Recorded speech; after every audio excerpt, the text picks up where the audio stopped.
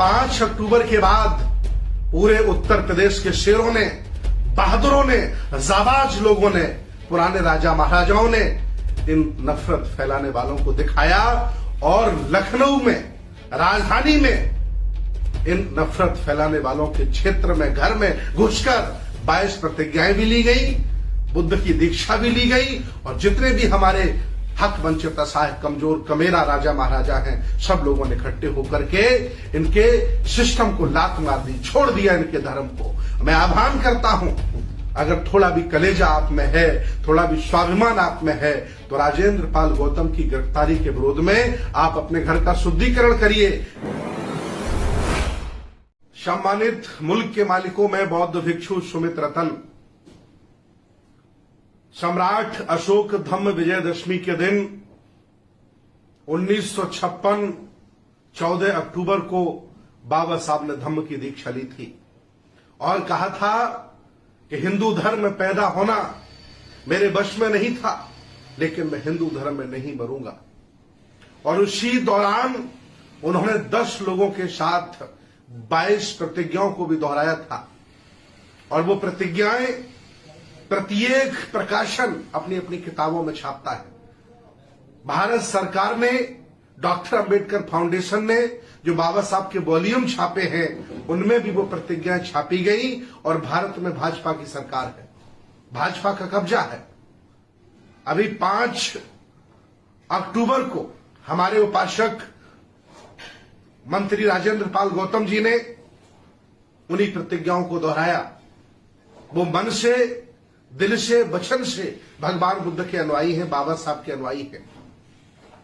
सरकार ने, हिंदूवादी लोगों ने, नफरत फैलाने वाले लोगों ने उनका अपमान किया, उनके घर परिवार वालों की बेइज्जती की, फोन किया, धमकियां दी, सरकार पर दबाव बनाया कि मंत्री नहीं रहने लायक है ये, इन्होंने हिंदू धर्म का अपमान किया है। मैं आपसे पूछता हूं कि मैं शराब नहीं पीता, ये मैं कह रहा हूं। अब शराब बनाने वाली फैक्ट्रियां, शराब बेचने वाले ठेके मेरा विरोध करें कि आपने बहुत गलत कह दिया, तो मैं क्या करूं? मैंने किसी भी, माननीय राजेंद्र पाल गौतम जी ने किसी भी देवी देवता का अपमान नहीं किया है, किसी भी धर्म का अपमान नहीं किया है। उन्होंने कहा कि मैं नहीं मानता और ये संविधान हमें इजाजत देता है, ये भारत धर्मनिरपेक्ष है, ये भारत संविधान से चलता है। बाबा साहब के बनाए संविधान से आप मौज ले रहे हो और बाबा साहब की 22 प्रतिज्ञाओं से तुम नफरत कर रहे हो। बात इतनी सी नहीं है, बात यह है कि हक वंचित असहाय कमजोर व्यक्ति अगर अच्छी गाड़ी पर चलता है, अच्छे कपड़े पहनता है, अच्छी शिक्षा अर्जित करता है, ऊंचे पदों पर जाता है, MP MLAs बनता है, तो आपकी रूह कांप जाती है। आपको लगता है कि ब्राह्मण व्यवस्था के खिलाफ हो रहा है। आप असहाय, दरिद्र, कमजोर देखना चाहते हो। 22 प्रतिज्ञाओं को मुद्दा बना के राजेंद्र पाल गौतम से इस्तीफा ले लिया आपने। इतना ही नहीं, एक और बर्बरता दिखाई दिल्ली पुलिस ने। आज राजेंद्र पाल गौतम जी को नोटिस दिया गया। राजेंद्र पाल गौतम जी और उनकी पूरी टीम थाने पहुंची और पहुंच करके पुलिस को दिखाया कि जो भारत सरकार किताबें छापती है उनमें 22 प्रतिज्ञाएं हैं। क्या हम गुनाह कर रहे हैं? मुझे आशंका है कि ये लोग उनको गिरफ्तार कर सकते हैं, ये लोग उनके साथ बर्बरता कर सकते हैं, ये लोग उनके साथ जाति कर सकते हैं।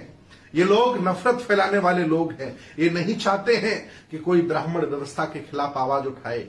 इसलिए मैं देश, भारत के सभी सामाजिक संगठनों से, धार्मिक संगठनों से, विज्ञानवादी, तर्कवादी लोगों से, लोकतंत्र को पसंद करने वाले लोगों से, सेकुलर भारत को पसंद करने वाले लोगों से, संविधान को पसंद करने वाले लोगों से निवेदन करता हूं कि आप अपने अपने क्षेत्र में, आप अपने अपने दायरे में राजेंद्र पाल गौतम जी का समर्थन करिए। अगर ये जालिम राजेंद्र पाल गौतम जी को नुकसान पहुंचाने में, उनके खिलाफ कार्रवाई करने में कामयाब हो गए, तो ब्राह्मणवादी व्यवस्था जो प्रकृति के खिलाफ है, मानवता के खिलाफ है, मनुष्यता के खिलाफ है, कुदरत के खिलाफ है, उस व्यवस्था को पैर पसारने का और समय मिलेगा और मौका मिलेगा। इसलिए मुखर होकर के बोलिए। मैं सभी सामाजिक लोगों से, सभी धार्मिक लोगों से, सभी क्रांतिकारियों से, सभी आंदोलनकारी लोगों से निवेदन करता हूं कि राजेंद्र पाल गौतम जी का साथ दीजिए। अगर आज वह ईमानदार व्यक्ति, भला व्यक्ति, सच्चा अम्बेडकरवादी, दिल से भगवान बुद्ध से मोहब्बत करने वाला व्यक्ति हताश होता है, निराश होता है, सताया जाता है, उसके परिवार पर जुर्म होता है, तो 100 करोड़ आबादी वाले बहुजनों, लानत होगी तुम पर, लानत होगी। आज आपको समझना होगा कि दोस्त और दुश्मन कौन है। अगर ये तय आपने नहीं किया तो आने वाली पीढ़ियां, आने वाली पुश्तें, जिन बच्चों को तुम पैदा कर रहे हो वो बेड़ियों में होंगे, गुलामी करेंगे, मजदूरी करेंगे और उनके पास कुछ नहीं होगा। वैसे भी आरएसएस के लोग, बीजेपी के लोग, नफरत फैलाने वाले लोग देश भारत के संविधान को खत्म करना चाहते हैं। 2025 में हिंदू राष्ट्र घोषित करना चाहते हैं। संविधान खत्म करके एससी ओबीसी को मिले अधिकारों को ये लोग हमेशा हमेशा के लिए मिटा देना चाहते हैं। बाबा साहब जहां से तुम्हें खींच के लाए थे, जहां से बाबा साहब आपको उठा के लाए थे, आगे मटकी पीछे झाड़ू, बाबा साहब ने बंद कराया था। पढ़ने का अधिकार, पानी पीने का अधिकार, अच्छे मकान का अधिकार, पढ़ने का अधिकार, बहुत सारे अधिकार जो आपके महापुरुषों ने आपको दिलाए थे, उनसे लोग वंचित आपको कर देंगे। इसलिए आवाज दो, हम एक हैं। व्यक्ति बड़ा नहीं होता, संगठन बड़ा नहीं होता, विचारधारा बड़ी होती है। हम सब लोग मिलकर के राजेंद्र पाल गौतम जी का साथ दें।